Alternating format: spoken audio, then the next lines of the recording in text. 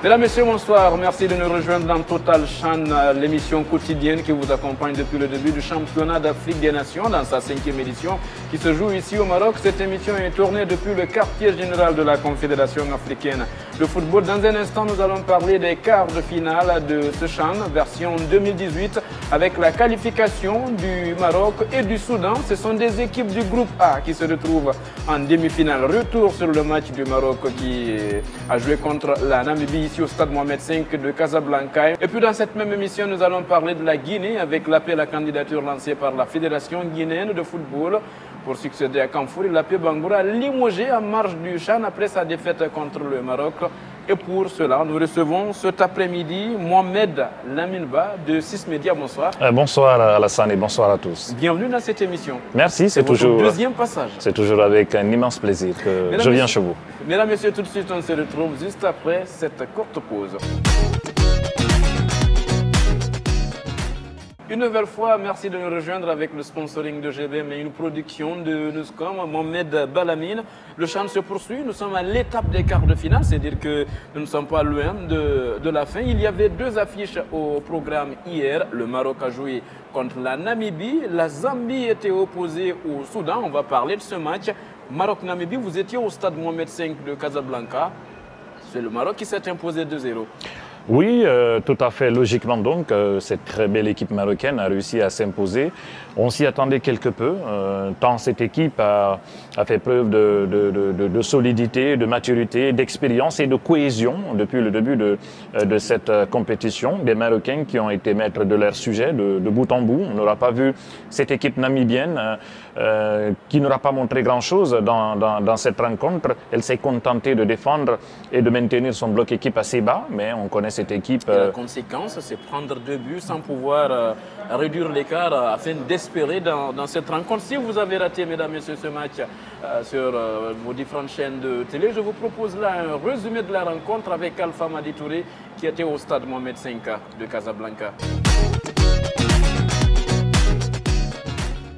Eh bien, Alassane Ndire Diallo, ce fut un match riche en occasions de buts. Il y a eu beaucoup d'occasions, notamment côté marocain, puisqu'il faut le signaler que cette équipe de la Namibie donc, a essayé de jouer à l'attentisme pour voir est-ce qu'elle pourrait partir sur des contres. Malheureusement, les Marocains ont su bien profiter de cette situation. À la 36e minute, il y a cette ouverture du score à travers Ayoub El Kabi, qui reste le meilleur buteur de cette compétition, désormais avec 6 points et 6 buts marqué avec ce but inscrit, un but inscrit rapidement, très rapidement, un coup franc très rapidement exécuté, d'où la colère de certains observateurs donc dans les tribunes. En tout cas, c'est un but qui a été validé par l'arbitre malien, donc Mahamadou Keïta, qui sifflait cette partie. Et en deuxième période, donc, il y a eu ce deuxième but côté marocain signé donc Saïdi qui sur un coup franc, sur un corner,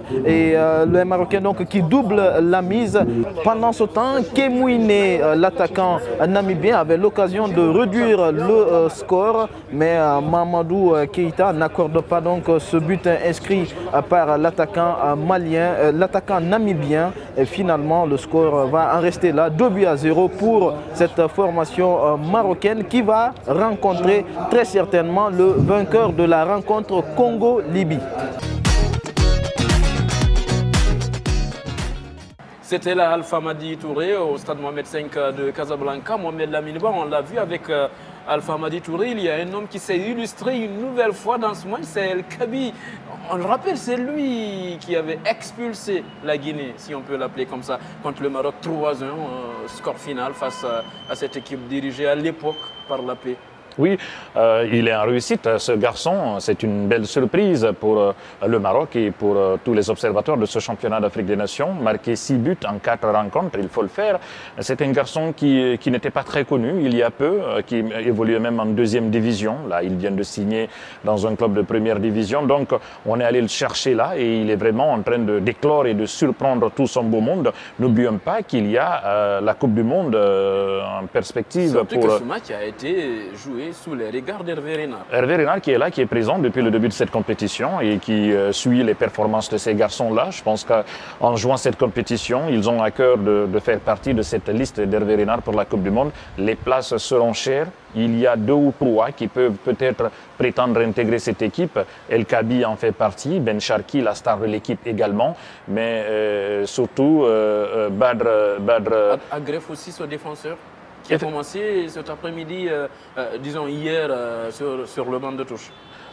Il avait joué les 3 premiers matchs. Moi, je vois surtout Badr Banoun, le capitaine de cette équipe, qui est impressionnant par sa maturité, par sa sérénité, par son sens du placement, son anticipation, mais également son jeu de tête. Il est excellent sur les coups de pied arrêtés. Donc, je pense que cette Coupe du Monde est une source de motivation pour cette équipe. Et puis, il y a une telle homogénéité dans les choix de Selami qui a bâti sa défense autour du Raja de Casablanca, le gardien, les 2 défenseurs centraux qui ont joué aujourd'hui, le latéral gauche.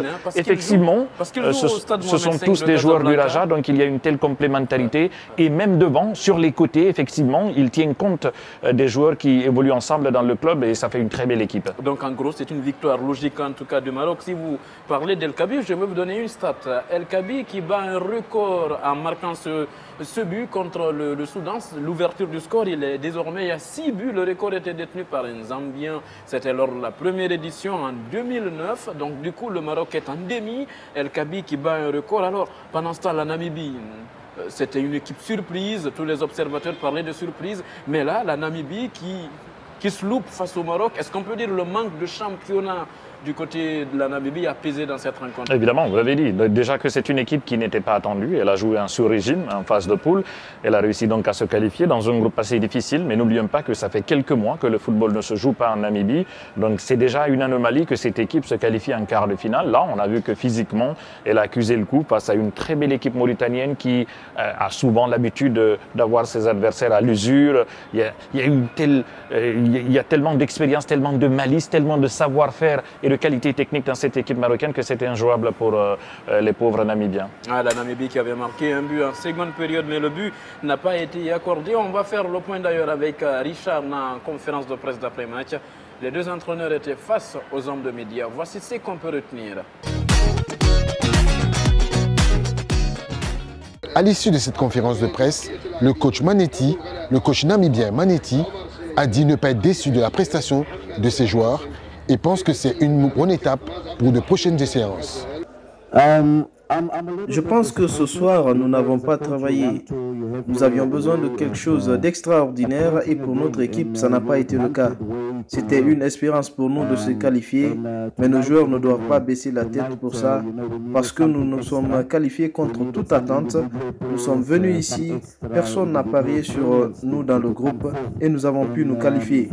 Ça, c'est quelque chose d'important. Je suis fier de mes joueurs pour tous leurs sacrifices. C'est un coach heureux qui vous parle ce soir. J'ai tenté de les pousser face aux Marocains, mais ce n'était pas possible. Je suis tout de même heureux des performances de l'équipe à ce niveau de la compétition.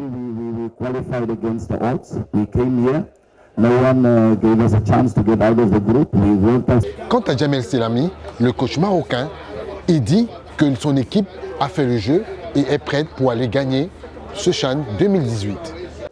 Je pense qu'on a une équipe performante, on a des bons joueurs, on a des joueurs qui ont plus d'expérience que l'équipe de Namibie. Pourquoi hier j'étais confiant? Parce qu'on a travaillé depuis 18 mois, on a préparé cette équipe dans les différents secteurs de préparation, surtout sur le plan de groupe. On a un bon groupe qui vit bien. Et je pense que c'est très important dans une compétition comme ça. Ça nous donne une grande force. Et après, c'est la qualité des joueurs qui peut faire la différence devant. Je suis satisfait de nos joueurs. Parce que comme les joueurs, lorsqu'ils parlent, ils ne parlent pas je ou moi, ils parlent nous. Mais aussi on dit nos joueurs parce que ce sont les joueurs du Maroc. On est satisfait jusqu'à présent et on espère, Inch'Allah, qu'ils soient performants jusqu'à la fin parce qu'on mérite d'être champion sur on est bien, on est chez nous, on est supporté par nos supporters. On a de bons joueurs, on a le coach Hervé qui est là, qui supporte les joueurs, qui les motive. Je pense que toutes les circonstances sont là pour que ces joueurs-là écrivent l'histoire du Maroc. Voilà en gros ce qui a constitué l'essentiel de cette conférence de presse. C'est là donc Richard Mah place à l'autre résultat de ces quarts de finale. La Zambie était opposée au Soudan. Dans ce match, Balamine, on voit le résultat. C'est le Soudan qui s'est imposé 1-0. Et comme par hasard, ce sont des équipes du groupe A, là où était logée la Guinée, qui se qualifient pour les demi. Le Soudan vous a surpris en battant l'équipe Polo Polo? Oui, mais juste avant de parler du Soudan, j'aimerais un peu revenir sur la précédente rencontre. Il faut dire quand même que le Maroc était certes supérieur à la Namibie, mais l'arbitre malien a été catastrophique à mon avis dans cette rencontre. Ça va faire baver dans la presse. Effectivement, maintenant pour revenir, le Maroc d'ailleurs n'avait pas besoin de cela, ils ont une très belle équipe. Maintenant pour revenir un peu au Soudan, non, pas vraiment, je ne pense pas que ce soit une surprise. Le Soudan a l'un des tout meilleurs championnats sur le continent africain en ce moment, régulièrement. 3 clubs font des parcours plus qu'honorables dans les compétitions de clubs sur le continent et l'ossature de cette équipe nationale vient justement de ces 3 clubs-là. C'est des garçons qui sont compétitifs, qui ont l'habitude de ces joutes africaines. C'est une compétition assez particulière, le CHAN, et ces garçons-là ont cette expérience, ce vécu-là. Je pense qu'ils sont en train de montrer un régime. Les Zambiens se sont fait surprendre parce qu'ils se sont vus peut-être trop beaux, effectivement. Et surtout, l'histoire se répète pour la Zambie. On le sait, en 2016, la Zambie avait perdu un quart de finale. C'était face à la Guinée, une équipe de la Guinée qui avait perdu au match de classement contre la Côte d'Ivoire. Alors, un petit mot sur le Soudan encore. El Samani, le joueur de la discorde, le joueur qui a vu la Guinée porter réserve au niveau de la Confédération africaine de football, était marqué absent pour une deuxième fois dans ce champ. Oui, bon, écoutez, on a tous compris que c'est une décision un peu politique, ce rejet de la réserve de la Guinée. Ce garçon-là ne devait pas disputer ce CHAN-là. Il y a eu une faute administrative évidente de la part de la Fédération soudanaise. Bon, pour des raisons que vous devez imaginer, on n'a pas voulu faire un scandale autour de cette compétition.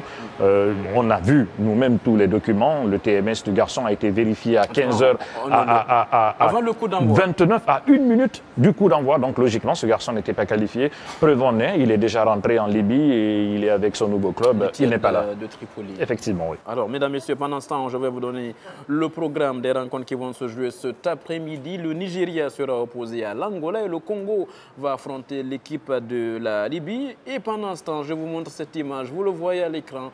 C'était l'ancien entraîneur de Sili National de Guinée. Il dirigeait aussi l'équipe locale. Il ne l'est plus. Il a été limogé au CHAN 2018 par la Fédération guinéenne de football. Un appel à candidature a été lancé. On va en parler dans un instant. Sinon, Balamine, votre pronostic Nigeria-Angola, Congo-Libye?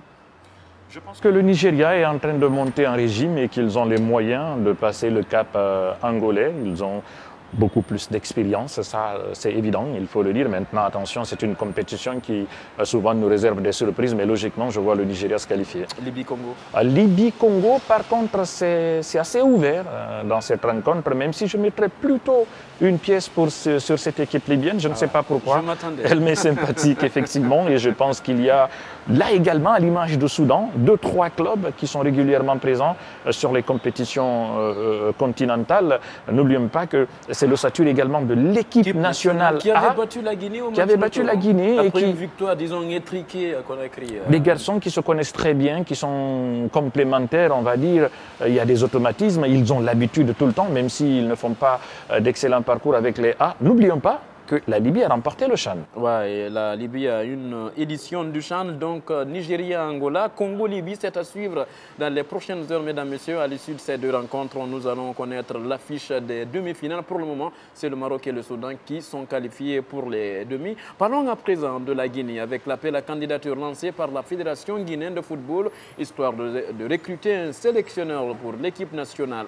Alors, Mohamed Balamine, l'appel à candidature est tombé hier et on l'a vu, il y a un des critères, il faut parler couramment le français et résider en Guinée pour recruter un entraîneur de haut niveau.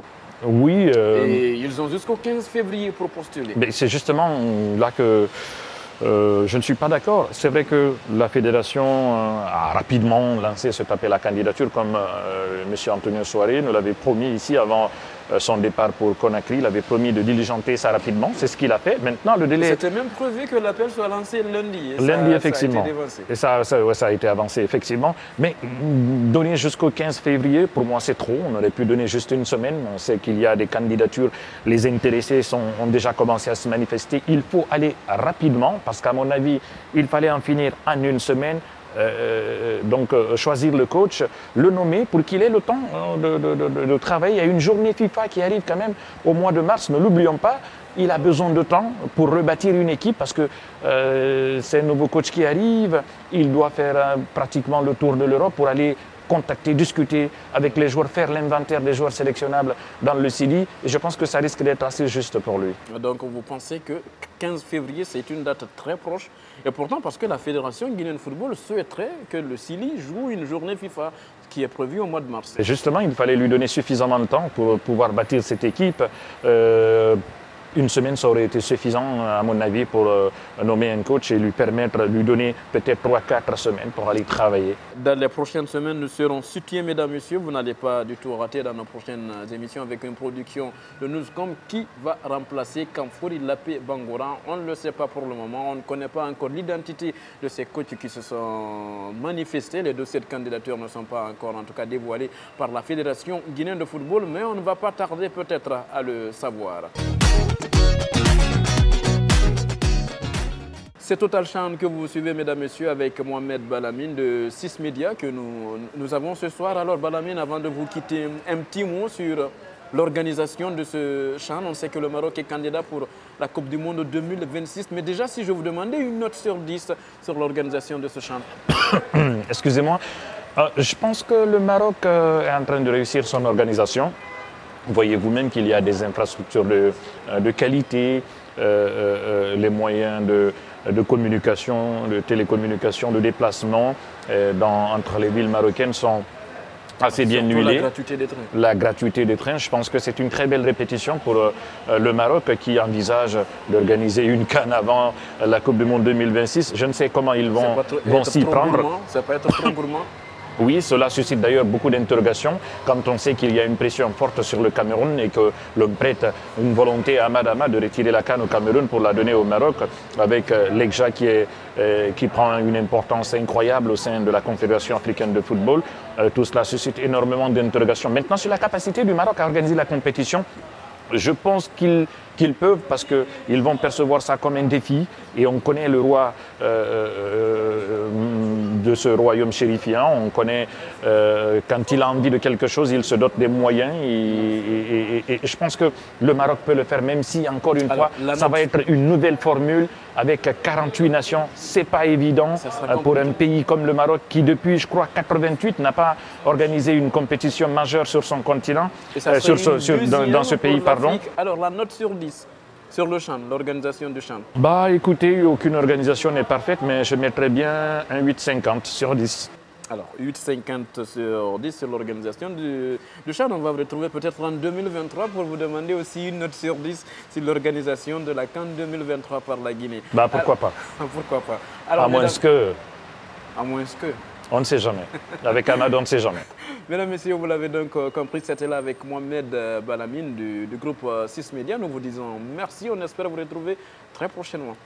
Ah oui, surtout du côté de Conakry, puisque nous allons devoir plier bagages et continuer notre démobilisation, puisqu'il y avait au moins 11 personnes mobilisées ici pour le compte de notre média. Le championnat va reprendre le 30 et c'est la priorité des priorités pour nous. Et le 1er février, ça sera pour la 2e division. Cela est un communiqué de la Ligue guinéenne de football professionnel. Mesdames et messieurs, je rappelle que cette émission est tournée depuis le quartier général de la Confédération africaine de football. Autour, vous entendez certains bruits, c'est l'ambiance aussi du Chan dans Total Chan. La réalisation de cette émission est assurée par Alia Lama Bangoura. Mamadou Lamaranassou est à la caméra. Alia s'est associé aussi pour le montage. Merci mesdames et messieurs. On vous retrouve très prochainement avec le même plaisir.